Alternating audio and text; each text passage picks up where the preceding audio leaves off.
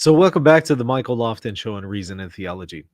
There are people who take the position that if they, in their private judgment, deem a document of perhaps a pope, a teaching of a pope, to be heretical or erroneous, then they get to downgrade that document of the pope and label it as non magisterial or non authoritative. They basically get to say, well, if I think there's an error here, that means this is not actually an act of the magisterium.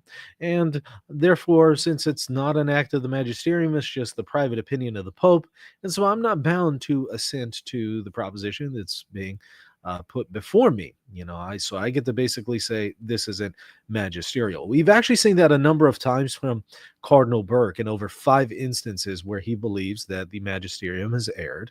He has said that magisterial documents of Pope Francis are not magisterial on 5 different occasions. And we've spoken about that in a previous episode. What we're going to discuss today, however, is Dr. Robert Fastiggi, a Catholic theologian, and his critique of people who take that position that says, well, I think, in my private opinion, that this teaching is an error, and therefore I get to basically say, well, this actually isn't part of the magisterium. So let's take a look at it. Dr. Fastiggi has been on the show multiple times. He's also guest lectured for my students at Catholic Polytechnic University for some of the courses that I've done on the magisterium. Great guy, very knowledgeable, very like-minded. And so I've always appreciated his content. And so when I saw this article, I said, okay, we got to review this because it's certainly going to be productive if Dr. Robert Fastiggi has written it. And so let me go ahead and share the screen and let's dive in. I think that we will all enjoy this one and benefit from it. So you should be able to see it right around now. Peter or private judgment. This is on wherepeteris.com. The high cost of rejecting papal teaching. This was posted on the 24th, so yesterday. Dr. Fastiggi says, I read the recent article in Catholic World Report on Amor Laetitia, which was, again, a document by Pope Francis a number of years ago on the question of divorced and remarried individuals receiving the Eucharist under certain conditions. And it was an article written by Christian Brugger, whom I've had on the show multiple times, actually. And Father Peter Ryan S.J. with interest, he says. Pedro Gabriel, also had him on the show, has written a detailed and convincing response to the criticisms of Amor Laetitia by Brugger and Ryan. In the present article, I don't intend to repeat the points raised by Dr. Gabriel. Instead, I would like to respond to some of the ecclesiological issues raised at the end of the Brugger-Ryan article. I should first note that in their final 2 paragraphs, Brugger and Ryan confuse ordinary and universal teachings of the magisterium with ordinary teachings of the magisterium. And just for quick recap here, or an introductory for those who may not know, the difference between the two is ordinary teachings are going to be the non-definitive teachings of perhaps a pope or an ecumenical council or even the ordinary and universal magisterium. These are going to be your non-infallible teachings of anyone who has the authority to teach. That's what ordinary teachings are. Ordinary and universal teachings are going to be teaching specifically of the College of Bishops, all of the bishops collectively in acting as one outside of an ecumenical council, teach something on faith and morals. They may not necessarily teach it definitively, but they do all consent to and agree to and in uniformity teach something consistently. That would be ordinary and universal teaching. So it's much more limited. It's much more specific because it's the College of Bishops as a collective body outside of an ecumenical council. So that's going to be the difference by way of just a quick explanation. In footnote 61, they refer to number 10 of the 1998 doctrinal commentary of Ratzinger and Bertone, probably my most favorite document ever released by the CDF. I've covered it hundreds of times at this point, it feels like, which follows John Paul II's 1998 apostolic letter Ad Tuendum Fidem. The ordinary and universal magisterium is one of the ways a teaching can be set forth infallibly as revealed by God or taught in a definitive and infallible manner, according to the doctrinal commentary. I'll also add to Fastiggi's commentary, the ordinary and universal magisterium can teach non-infallibly, non-definitively in certain instances, and Dr. Ghilardi has done well to demonstrate that in some of his own works, and I agree with Dr. Ghilardi on that. Okay, number 10 of the 1998 doctrinal commentary refers to all those teachings on faith and morals presented as true or at least sure, even if they have not been defined with a solemn judgment or proposed as definitive by the ordinary and universal magisterium. It is clear that number 10 in the doctrinal commentary is distinguishing the ordinary magisterium from the ordinary and universal magisterium.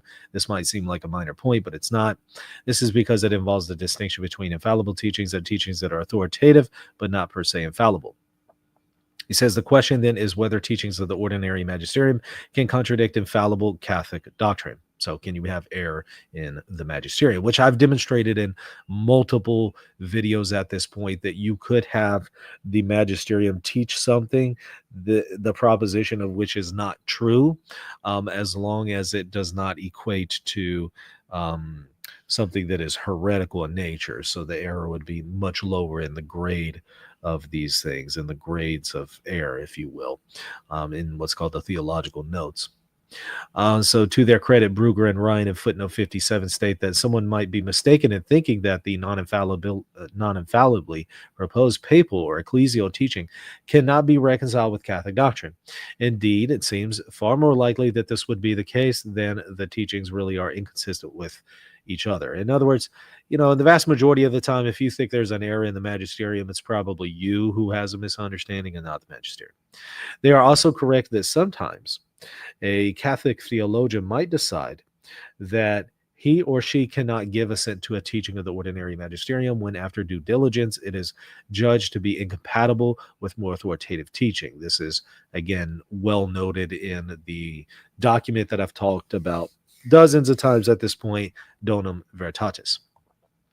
He says the Congregation for the Doctrine of the Faith acknowledges this as a possibility in number 31 of 1998 document Donum Veritatis, but also says that the theologian has the duty to remain open to a deeper examination of the issue. So what it's allowing for is a lack of assent to a non-definitive proposition in rare cases, for rare situations with highly trained theologians. It does not allow for public dissent, however. That's why it goes on to have about 10 paragraphs condemning public dissent right after that. What I find problematic is the suggestion that a magisterial teaching that is judged to be untrue might not be magisterial. Right. So, just because you deem something to be an error in the magisterium does not mean that it's not magisterial. But I see that all the time. Again, we've seen that with Burke many times, and others. He says Brugger and Ryan only raise this question, this as a question.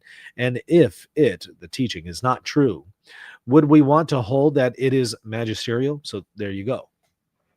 Kind of putting forward that theory,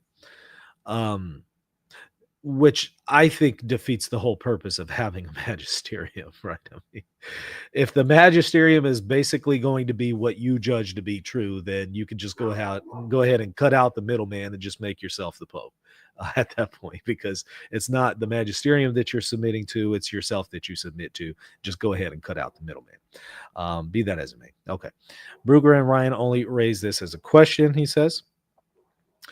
The suggestion that a magisterial teaching ceases to be magisterial when private individuals determine it to be untrue is a dangerous proposition. And by the way, whether this reflects Brugger and Ryan's position or not, that's a debate between them and Fastiggi. I don't know, don't care if that is their position. I'm just simply commenting on what Fastiggi is saying here from more of a theoretical perspective. Brugger and Ryan, they may come back and say, no, Dr. Fastiggi misunderstood us, and hey, fair enough, whatever. I'm more examining this from just a general perspective. If somebody holds this to be the case, then, okay. The suggestion that a magisterial teaching ceases to be magisterial when private individuals determine it to be untrue is a dangerous proposition, he says. Unfortunately,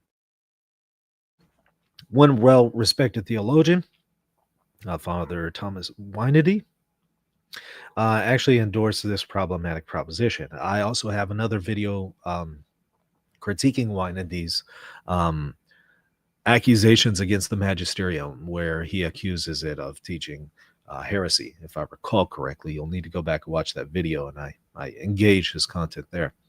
Responding to the DDF document Fiducia Supplicans, Weinedy writes, the Pope or a bishop may be, by virtue of his office, a member of the magisterium, but his teaching, if it contradicts the received previous magisterial teaching, is not magisterial. So that's just outright, very clear cut case where he thinks that, okay, well, if I deem this to be an error, then it's not magisterial. Again, to which I just say, cut out the middleman then. Just make yourself your own Pope, because that's exactly what you've done. You've made yourself the standard of truth, not the magisterium. You're basically saying, I agree with the magisterium insofar as it agrees with me. Okay. Well, welcome to Protestantism, right? That's exactly what Protestantism, that's exactly what Luther says. He says, hey, yeah, I accept councils and ecumenical councils insofar as they teach my interpretation of Scripture. Well, this is no different. We're seeing that same mistake repeating itself with various figures in the Catholic Church. Such false teaching simply fails to meet the necessary criteria. It possesses no ecclesiastical authoritative credentials. Rather, it's simply an ambiguous or flawed statement that attempts or pretends to be magisterial when it's not. Again, this is also Cardinal Burke's position. The obvious question is, who determines whether a teaching of a pope or bishop contradicts the received previous magisterial teaching? If a Catholic believes a bishop is in error, the matter can be brought before the Holy See. If a Catholic believes the Pope is in error, then he or she could ask for clarification and the matter could possibly be clarified or revised. I'll tell you right now, though that's true, it won't happen. Not with the Magisterium today. Magisterium today will not offer any kind of serious clarification for 99.99999% of the questions. And that's the sad truth. Be that as it may, that doesn't justify any kind of dissenting behavior. I'm just telling you, easier said than done. Getting the magisterium to clarify anything these days is nearly impossible, unless it is something that is going to be something that would be appealing to liberals and appealing to modernity. You know, if it's a clarification that would appease society and modernity, oh yeah, there will be a clarification there. But if it goes against the grain and clarifies some matter of theology that is kind of against the grain of society, yeah, I don't know. You're probably not going to get some clarification there. Be that as it may, again, that doesn't justify dissent, but it is a reality that we do need to know. Okay, it is extremely dangerous, though, to give private theologians or any Catholic the right to determine whether or not a magisterial teaching of the Pope is or is not magisterial. Weinedy's proposal has been rightfully challenged. And they reference a different article by where Peter is.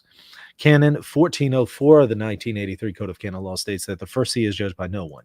Nicholas I in 865 wrote that it is evident that the judgment of the Apostolic See, of whose authority there is none greater, is to be refused by no one. And I've also added to that, if you look at the Eighth Ecumenical Council for the Catholics, Constantinople IV, as opposed to Constantinople IV of the Eastern Orthodox, if you look at it, 869 to 870, as opposed to the one that's 879 to 880 for the Orthodox, that council teaches that you cannot publicly write or say anything contrary to the teachings of the Pope. And it also anathematizes anybody who does that. So I've often pointed to that, and my critics have always been silent about that point. They've always tried to just dismiss me as a Pope splainer while neglecting their own tradition and their own ecumenical council, and being silent about the fact that your own ecumenical council says that. Are you going to comment on it? No, we're just going to call you a Pope splainer. Okay. Shallow thinkers. This does not mean that ordinary teachings of the popes are per se infallible or irreformable. It does mean, however, that they are worthy of religious submission of intellect and will, according to the Pope's manifest mind and will. That's Lumen Gentium 25. That's also the Profession of Faith, paragraph 3.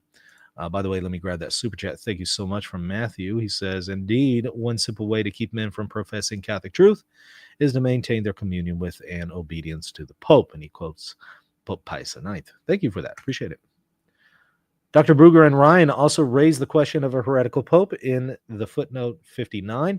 They write, prominent theologians from the 16th and 17th century, such as Cajetan, Suarez, John of St. Thomas, have addressed the question of how the church should deal with a heretical pope, to which I would say there is no consensus on how to deal with it or if there actually could be such a thing. Now, if you're just talking about a pope in his private person, materially embracing heresy, okay, that's one thing. But if you're talking about formal heresy and if you're talking about public heresy in his teachings, that's a different question. And certainly there is no consensus on the question of um, a heretical pope or how to deal with one. There's nothing in the Code of Canon Law, there's nothing in the Magisterium. So if you were to have such a thing, if that could even happen, um, there's no way to resolve the situation right now. And there will be plenty of people who disagree on if the Pope has taught heresy. So whatever solution you offer, some might agree to it, others won't. And so what's going to happen? You're just going to create a parallel church. Some people are going to follow a newly consecrated pope, or newly established and chosen pope, and others are going to follow the old one that others deem to be heretical. It will just be a matter of chaos when there's no official position on how to handle this situation, let alone if the situation could actually happen. This is why I've suggested to the magisterium numerous times it needs to come out and clarify this, instead of like writing letters to Muslims on Ramadan and stuff like that. Actually take the time to address important issues like, first of all, can the magisterium teach heresy? And then how do you deal with a heretical pope if you do have a situation like that canonically, and put into the Code of Canon Law how this will be handled? Because if you don't have that, you'll have a massive, massive situation of chaos where people are constantly debating, fighting, and disputing how to deal with this and that situation. And they're starting this group and that one's starting theirs, and there's fractures in communion over this. Deal with that issue of ecclesiology, because it would actually be productive for numerous souls, not just existing now, but also in the future. My personal opinion. Clearly, they probably haven't gotten the memo. Okay, we are not addressing that matter. He says our point rather is that the church has no explicit teaching or policy on how to deal with erroneous teachings. Correct, right? It does that. That's a problem, though. I think it's important to note that Bellarmine and Suarez believed that divine providence would protect the church from ever having a heretical pope. That's true. For example, Bellarmine pope-splains every single instance of papal heresy that you could imagine, every instance conceivable, and says no pope has ever taught heresy, and he takes the position that no pope could teach heresy. He is the pope-splainer of all pope-splainers. He's the pope-splainer patron, Bellarmine. And they were both aware of the case of Honorius, John the 22nd, and so on, which I've also dealt with in many cases, right here on this channel if you want to see videos on those. In Book 4, Chapter 3 of the Summa, or De Summo Pontifice, Bellarmine states that without doubt, or without question, the privilege has been handed down to Peter's successors, which ensures that in his chair there would never be found someone who would teach contrary to the true faith. In Book 4, Chapter 6, when speaking of the Pope as a particular person, Bellarmine maintains it's probable and can piously be believed that the Supreme Pontiff not only cannot err as pontiff, but also that as a particular person, he cannot be a heretic by obstinately believing something false and contrary to the faith. And notice there's obstinate in there, right? So he's not saying that the Pope couldn't be in a state of material heresy. He's saying that it wouldn't be formal heresy. I think it's inconceivable to say that a Pope can't be in a state of material heresy. The reason why is, if you're saying a Pope could never be a material heretic, you're saying as soon as he's elected to the papacy, he just like that becomes omniscient and knows doctrine perfectly. That doesn't happen, right? Popes still have to learn. Popes still have ignorance. And if they still have to learn and still have ignorance, they could conceivably be in a position where they're mistaken about a matter of dogma and therefore in a state of material heresy. Whether or not that turns into formal heresy, Bellarmine says that would not happen. Bellarmine then provides two proofs for his position. First, because the gracious disposition of divine providence seems to require it, for the Pope not only should not but cannot preach heresy, but also should always teach the truth, and without doubt he will do that, since the Lord commanded him to confirm his brothers. The second proof is from the events of the past, because there has never been a heretical pope until now, or certainly it cannot be proved that any pope was a heretic. Therefore, this is a sign that it cannot happen. It's ironic how many Catholics at this point will fight you tooth and nail on that and will insist that many popes have been heretics. And it's so funny how they sound like Protestants at this point. They use the exact arguments that Protestants have historically used to argue that Honorius and others were heretics. It's so weird to listen to Catholics like fight you over this issue. How dare you say the Pope is not a heretic? How dare you say Honorius wasn't a heretic? He was a heretic. It's like, And you think that helps your position, aside from the fact you're ignoring the data, but you think that actually helps? Like, you have to believe, come to my Catholic Church where you have to submit to our popes that could totally be heretics. It's like, you guys sound ridiculous, but okay. In the official Relatio of Vatican I, Gasser specifically says the council is endorsing the position of Bellarmine, book 4, chapter 6, of On the Roman Pontiff. The Jesuit theologian Suarez, with the position of Bellarmine on whether a pope could fall into heresy, Suarez says, for although God is able to prevent a heretical pope from harming the church, nevertheless, it's more agreeable to the way of divine providence that since God has promised that the pope would never err in his definitions, he would ensure that there would never be such a heretical pope. And since then, or up until now, there has never been one in the church. It should consequently be thought that by the ordination and providence of God, there could not be one. Ligori agreed with Bellarmine and Suarez. He writes, we ought rightly to presume, as Cardinal Bellarmine declares, that God will never let it happen, that a pope, even as a private person, becomes a public heretic or a secret heretic. And here they're talking about, like, it's not known, it's public, but it's intentional, it's formal. Like, he knows that he's holding to something heretical and he chooses to do so. Let's see. Somebody says, again, keep calm, everyone. You too, Michael. That's funny. I'm sorry. Some of this stuff is just hilarious to me. Okay, Brugger and Ryan in footnote 59 write that the church has no explicit teaching or policy on how to deal with erroneous teachings. I don't believe this is entirely true. As Brugger and Ryan know, the CDF in Donum Veritatis allows theologians to communicate their difficulties with certain magisterial teachings to the magisterium itself in Donum Veritatis 31, though also states if the truth really is at stake, it will ultimately prevail. And it also tells people not to rush to mass media, to kind of bring it up the chain of command, and certainly not to engage in public dissent. Those are the parts that they never quote to you. I'm not talking about Brugger and Ryan. I'm talking about people in general who would cite Donum Veritatis as allowance for dissenting positions. They'll never make distinctions between a lack of assent versus public dissent. They'll never give you distinctions there, and they will always assume, well, in these rare cases, if you can fail to assent to certain non-definitive propositions of the magisterium in extremely rare cases, that somehow means that you can do it in the majority of cases, or when the criteria for that case hasn't been met. And they'll always then take the leap to say that then means they can rush to YouTube, Twitter, or, Catholic World Report or wherever and disseminate their dissenting position, which, again, Donum Veritatis explicitly tells them they can't do in a good 10 paragraphs.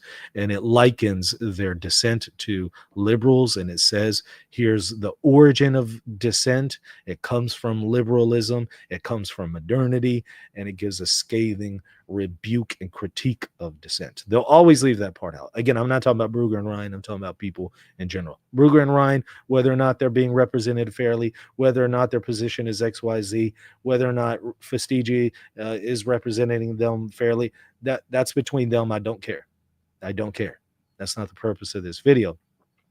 The purpose of today's video is to review the article, because I think that it's a good launching pad for us to talk about some of these things, just kind of broadly speaking. The reason why the church has no official teaching or policy with how to deal with perceived erroneous papal teachings is because she trusts in divine providence, and she trusts that truth will ultimately prevail. This is the confidence in divine providence that theologians like Bellarmine and Suarez possess.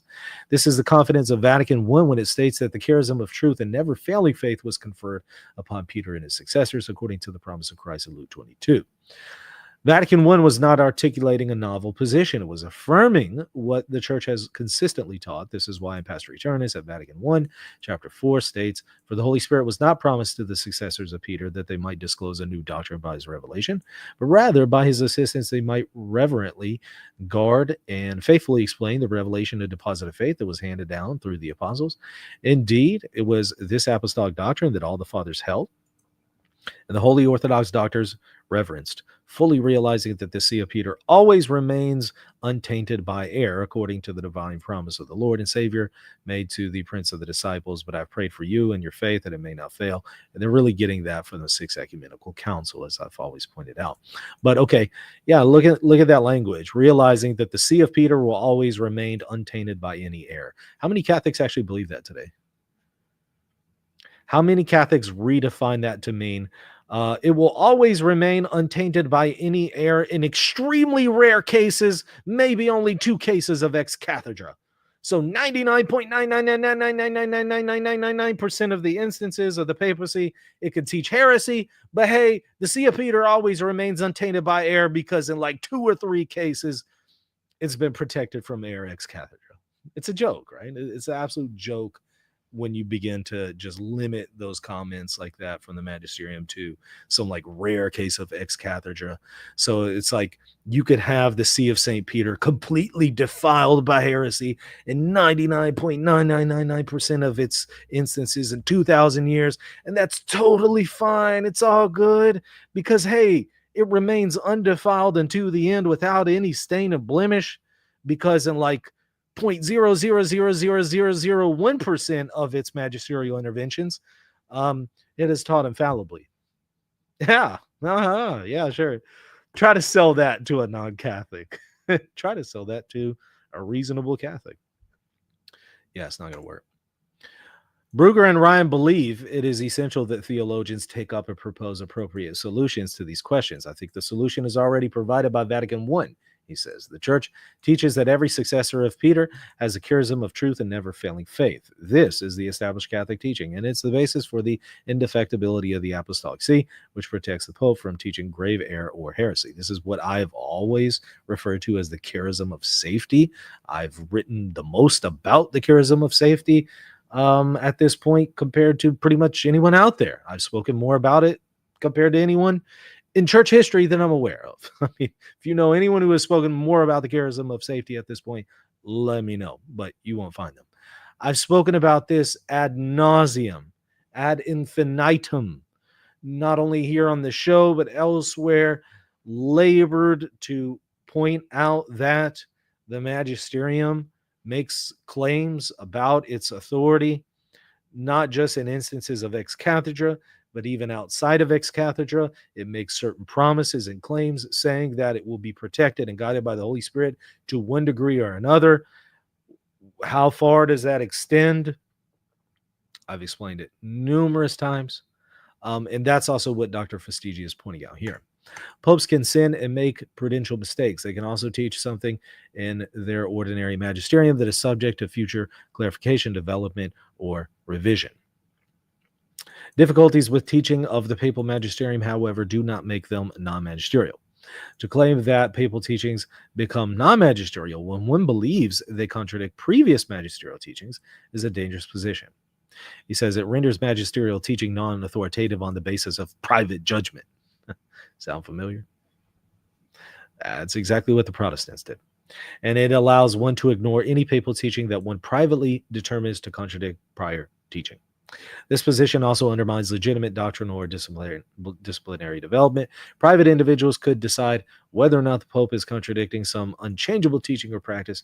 If they decide he has, then they are free to resist him. The Roman Pontiff then loses his teaching authority because anything he teaches can be judged to depart from Catholic doctrine. Unfortunately, all too many papal critics trust in their own authority more than in the magisterium. The problem is very serious when Catholic theologians preserve or propose that private judgment can determine whether or not papal teachings are magisterial. And to add to that, again, to not to harp on this too much, but I got to emphasize again, if you're saying the magisterium, I accept the magisterium only insofar as the magisterium agrees with me, you're not accepting the magisterium, you're accepting yourself as the magisterium. You're accepting yourself as the standard, and you're subordinating the magisterium to you. You're making yourself your own pope.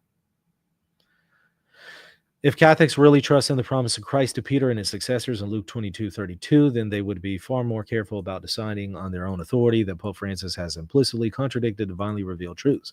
I don't doubt the sincerity of Dr. Brugger Father Ryan. I hope, though, that they'll consider the serious implications of the suggestion that a papal teaching becomes non-magisterial when private individuals judge it to be erroneous. Let me recap it and again say and emphasize.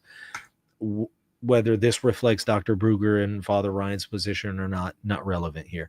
Whether their position is actually right and Fastiggi's misrepresenting them, or is accurately representing them, and they're being accurately represented and accurately critiqued. That's between them and Father Fastiggi. I don't care to get into that. I don't care what Dr. Brugger, Father Ryan's position is, and they can talk about that. I don't care. My point in going over this is not to critique any individual here, Dr. Brugger, Father Ryan, that's not my point. My point is to, again, use this as a launching pad to kind of discuss some of these things. And I hope we've done that today in a summary fashion. Now, I have numerous other videos on the magisterium where we talk about this for endless hours. You can type in Dona Veritatis on the channel. You can type in Magisterium on the channel. You'll find numerous resources. But I thought it was an overall helpful article that kind of touches on some points that are worth noting. And again, whether or not they represent, doesn't matter. Take what you've seen here and from Dr. Fastiggi and from anything that I've said of benefit.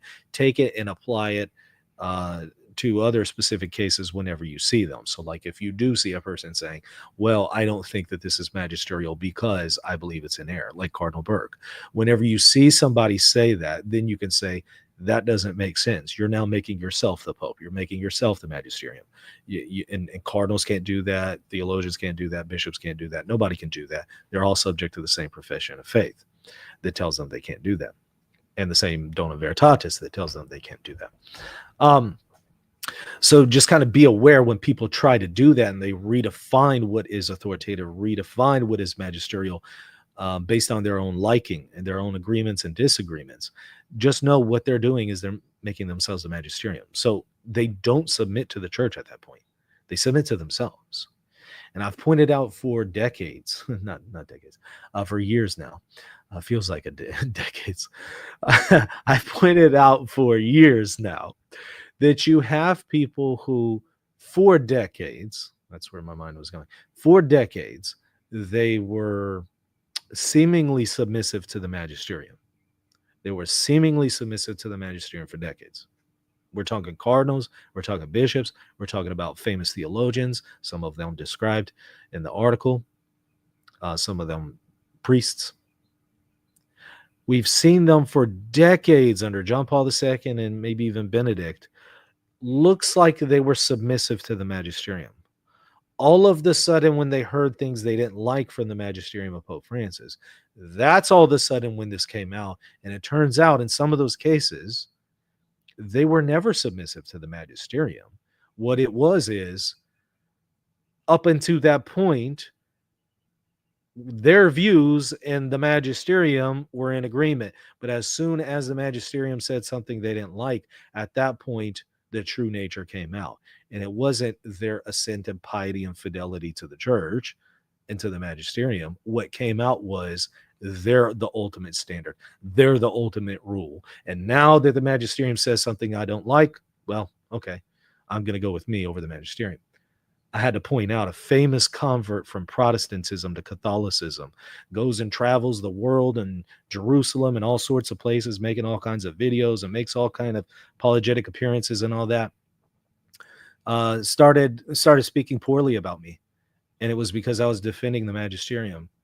And he was basically saying that the magisterium is teaching error. And I pointed out to him, this is so weird because you spent so many decades having left Protestantism and being Catholic and pointing people to the magisterium. You spent decades doing that just to return to Protestantism by this disposition. Now, he didn't formally go back to Protestantism, but you get what I'm saying. You spent decades critiquing Protestants just to be a Protestant again at the end of your life. I mean, I don't know how much time he has left, but this is pretty much the end of his career. And at the end of his career, you spent decades fighting for the church just to go back against it and return to ultimately the disposition of Protestantism under the guise of Catholic tradition? It makes no sense whatsoever. And and I've seen that with numerous other people. It's odd. It's like you came from Protestantism, you defend the church just to return to that Protestant mentality. Or did they return it to it? Or was it always there? But it didn't come out under Benedict and John Paul II. It didn't come out in those occasions. It only came out under Francis. I suspect what it was is they never shed their Protestant skin. They were always still ultimately seeing themselves as the ultimate arbiters of truth. And whenever the magisterium said things that they liked, okay, looks like they're submissive to the magisterium. But they never shed that Protestant mentality of ultimately I'm the judge here. And whenever the magisterium started saying things they didn't like, that's when you all of a sudden start to see them say things that they shouldn't and adopt positions that they shouldn't. So let that be a lesson for people, and start paying attention as well to that in people whenever they try to sell you this bill of goods. Hopefully this is helpful in giving you some guidance and some direction on the matter. Like I said, I got numerous other videos on the magisterium for deeper dives. I do want to show you something else here. Got this coming up. So my new round of magisterium classes is about to begin. I created a magisterial study certificate program with Catholic Polytechnic University last year. We went through the 3 courses. We're almost done with the 3rd course. And so that first round is about to come to an end. And a new round for people who are interested in getting the certificate in magisterial studies. You can go to catholicpolytechnic.org/magisterium, and you can go ahead and sign up for the first of 3 classes for the magisterial studies certificate program.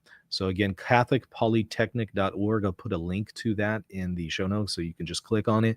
And it tells you a little bit about the introduction to the magisterium course, the first of 3. It's going to begin on May 12th through July 13th, every Monday at 7:30 p.m. Central. There will be recordings of each lecture then posted. So if you can't make it to the session on Monday, then you can at the very least see the videos, and you'll also have a moment for Q&A at the end.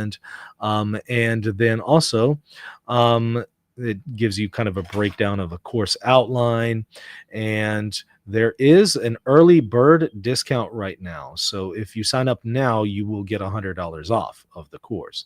So it's $250 right now as opposed to $350. So sign up now before it increases a little bit later down the road. So yeah, if that is something you are interested in, certainly check it out. Again, catholicpolytechnic.org/magisterium.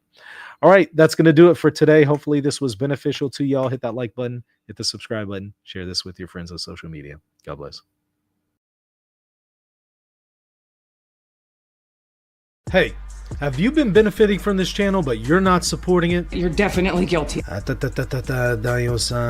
over to patreon.com/Reason and Theology and support this channel if you've been benefiting from the content. Did I say get it done now? I mean right now! And if you can't support the show financially, you should at least be subscribed, right? Am I right or am I right? Yeah, I think he's right. I'm right. So go and hit the subscribe button right now.